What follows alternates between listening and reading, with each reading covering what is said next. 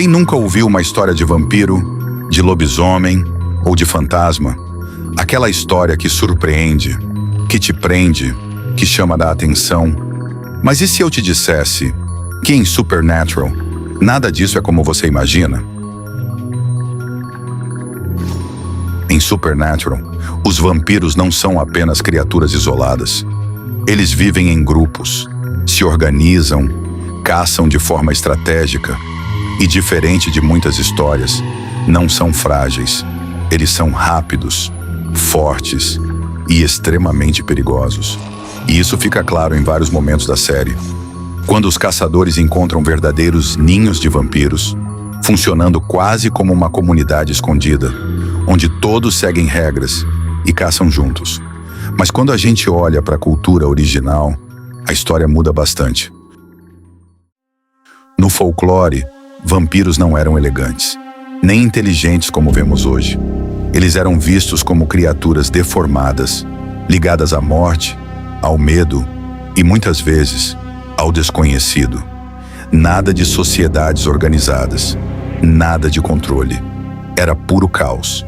E ao longo do tempo, o cinema começou a mudar essa imagem, como em Anjos da Noite, Crepúsculo e até em Van Helsing, onde os vampiros já aparecem organizados, quase como uma sociedade secreta.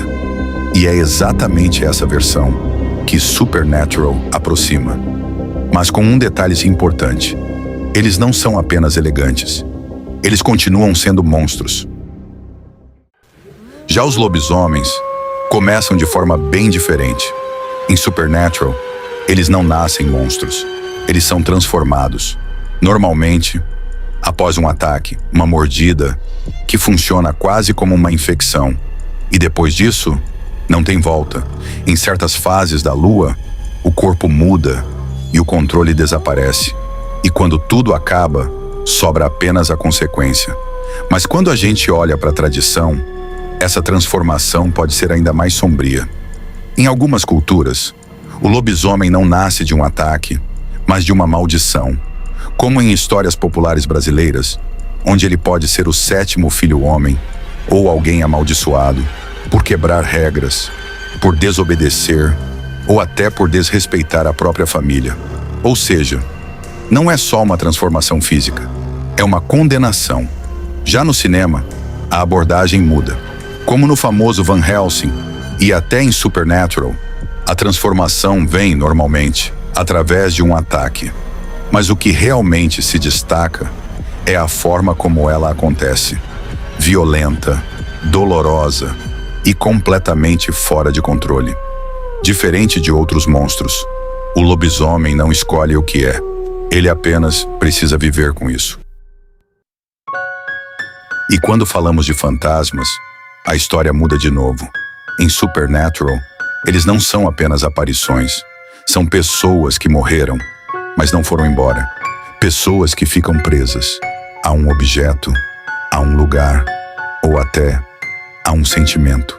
Sentimento de raiva, culpa ou até vingança.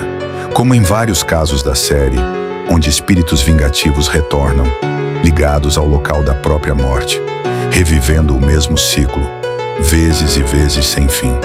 E enquanto isso não é resolvido, eles continuam voltando e muitas vezes se tornam perigosos, não porque querem, mas porque não conseguem seguir em frente.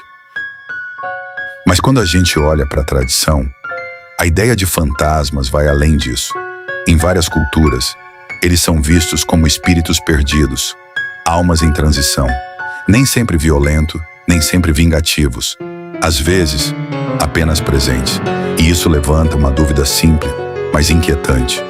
Você já sentiu que não estava sozinho? No fim, vampiros, lobisomens e fantasmas não são apenas histórias, são interpretações de medos, de crenças e até da própria realidade. E em Supernatural, tudo isso ganha uma nova forma. Mas agora eu quero saber de você. Qual desses você já ouviu falar? Ou melhor, qual deles você acha que já viu? E será que é só história? Ou tem algo além disso?